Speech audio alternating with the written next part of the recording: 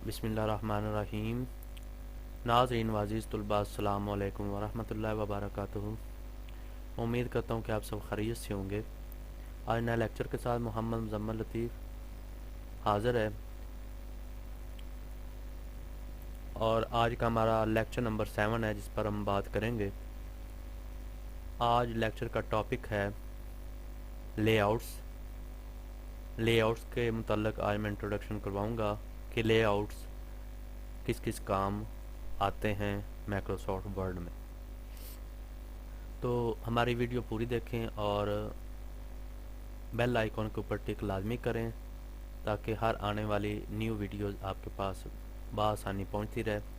जो बच्चे अभी तक हमारे चैनल को सब्सक्राइब नहीं कर सके वो हमारे चैनल को सब्सक्राइब करें और बेल आइकॉन के ऊपर टिक लाजमी साथ करें ताकि आपको न्यू वीडियोस की नोटिफिकेशन मिलती रहे। तो आज लेक्चर पे आते हैं जी। आज का हमारा lecture layouts, normal layouts, web layouts और प्रिंट लेआउट्स, इसके अलावा रीडिंग लेआउट्स, आउटलाइन लेआउट्स है, इस पर हम बात करेंगे।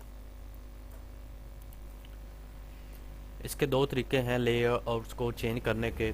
सबसे पहले आपने जाना है व्यू पे, व्यू मेन्यू, ऑफिस 2007 में इस्तेमाल कर रहा हूँ। इसके बाद जितने भी वर्जन आ रहे हैं सेम सेटिंग है सबकी। व्यू पे जाएंगे, व्यू पे क्लिक करेंगे तो आपके बाएं साइड पे ये आ रहे हैं। ये पांचों लेआउट्स आपको स्क्रीन पे दिखाई दे रहे हैं।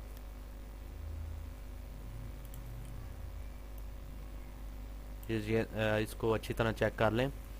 Print layout, full screen, reading, web layout, outline and draft है। ठीक है, इसके ऊपर आज हम तबसरा करने वाले हैं।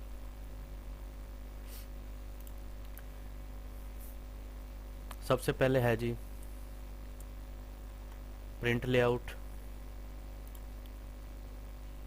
प्रिंट लेआउट होता है जो आपके सामने पेज नज़र आ रहा है, इसी लेआउट में जो आपने काम करना उसी तरह उसको प्रिंट करने के लिए ये चीज़ इस्तेमाल की जाती है।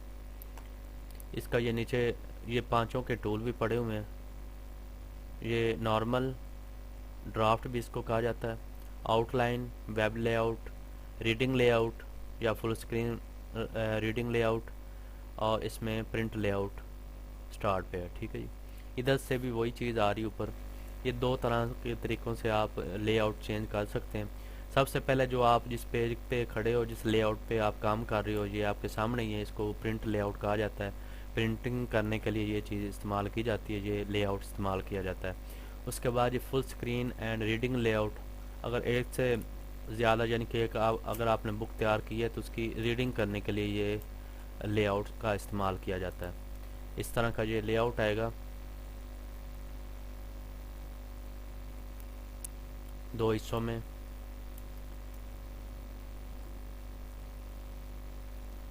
ये तकसीम हो जाएगा।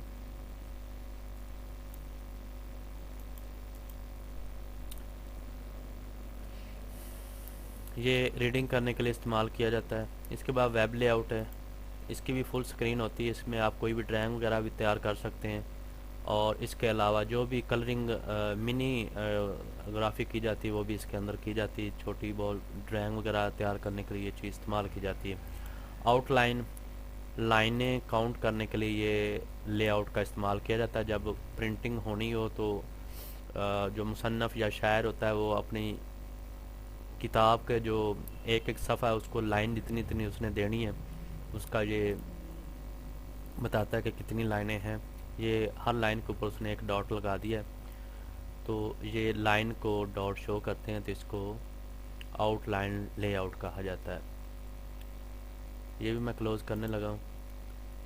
इसके बाद लास्ट पे था ड्राफ्ट, इसको नॉर्मल लेआउट कहा जाता है। इसके ऊपर भी काफ़ी ज़्यादा काम किया जाता है। ये ड्राइंग वगैरह के लिए भी इस्तेमाल किया जाता है और साथ में कंपोजिंग के लिए भी ये लेआउट इस्तेमाल किया जाता है। लेकिन एक बात ज़हन-नशीन रखें, जब भी हमने प्रिंटिंग करनी है तो हमने प्रिंट लेआउट का ही इंतखाब करेंगे ताकि आपको पता चल जाए कि कौन सा कौन सा जो पेज है वो कहाँ आना है और कौन सी लाइन कहाँ जानी है। ठीक है, इसके बाद आप प्रिंट देंगे तो इंशाल्लाह प्रिंट बेहतरीन भरपूर निकलेगा। ये पांचों लेआउट्स का आपको पता चल गया होगा, इनको अच्छी तरह ज़हन नशीन कर लें। एक ये तरीका है, दूसरा तरीका ये नीचे पड़ा हुआ है।